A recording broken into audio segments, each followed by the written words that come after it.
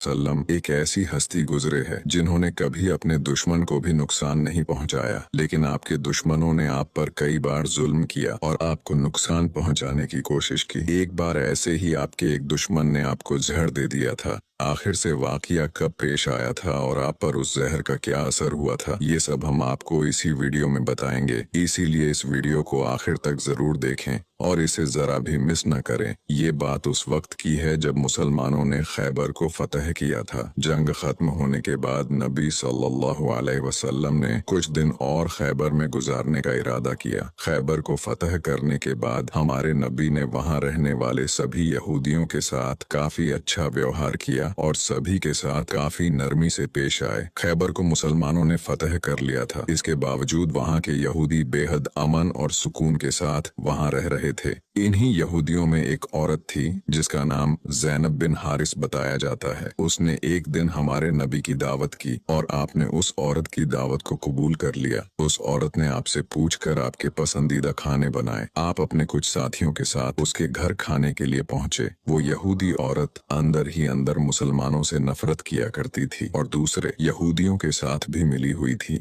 जो मुसलमानों के दुश्मन थे। उस औरत ने खाने में पेश होने वाले बकरी के गोश्त में जहर मिला दिया था। जब जहर से भरे उस गोश्त को आपके सामने पेश किया गया और आपने खाने के लिए एक निवाला उठाया और अपने मुंह में रखा तो आप समझ गए कि इसमें जहर मिला हुआ है। आपने तुरंत अपने साथियों को खाना खाने से रोक दिया और कहा कि इसमें जहर मिला हुआ है, लेकिन अफसोस कि आपके कुछ साथी उस वक्त तक कुछ गोश्त खा चुके थे जिसकी वजह से उनकी शहादत हो गई। कहा जाता है कि जहर के बारे में हमारे नबी को उस जहर की बोटी ने ही खबरदार किया था। इस वाक़े के बाद उस औरत के साथ साथ उसके सभी साथियों से पूछताछ की गई तो उन्होंने न सिर्फ अपना गुनाह कबूल किया बल्कि ये भी कहा कि हमने आपके साथ ये इसलिए किया क्योंकि हम ये देखना चाहते थे कि आप अल्लाह के सच्चे नबी हैं या नहीं। अगर आप अल्लाह के सच्चे नबी हैं तो इस जहर का आप पर असर नहीं होगा, और अगर आप अल्लाह के नबी नहीं हैं तो हमें आपसे छुटकारा मिलेगा। ये बात तो सब जानते हैं कि हमारे नबी ने कभी किसी से बदला नहीं लिया, जबकि आप पर कई बार बहुत जुल्म किया गया जिसके बारे में कोई सोच भी नहीं सकता। लेकिन जब उस जहर की वजह से आपके सहाबा की शहादत हुई थी तो कानून के मुताबिक उस औरत को भी कत्ल कर दिया गया। लेकिन कुछ रिवायतों में आता है कि उस औरत ने खुदकुशी कर ली थी। वही कुछ रिवायतों में कहा जाता है कि उस औरत को माफ कर दिया गया था। इस बारे में कई मुफस्सरीन अपनी अलग अलग राय रखते हैं। एक हदीस में हजरत आयशा फरमाती है कि जब नबी सल्लल्लाहु अलैहि वसल्लम की जिंदगी के आखिरी दिन चल रहे थे और आप बीमार रहा करते थे, उस समय आप कहा करते थे कि खैबर में जो मैंने जहर से मिले हुए गोश्त का टुकड़ा खाया था उसका दर्द मैं आज भी महसूस कर सकता हूँ। ये बात कई किताबों से साबित है कि उस जहर का असर हमारे नबी के आखिरी दिनों में देखा गया था और इसी जहर के असर ने आपकी वफात में एक अहम किरदार अदा दिया था।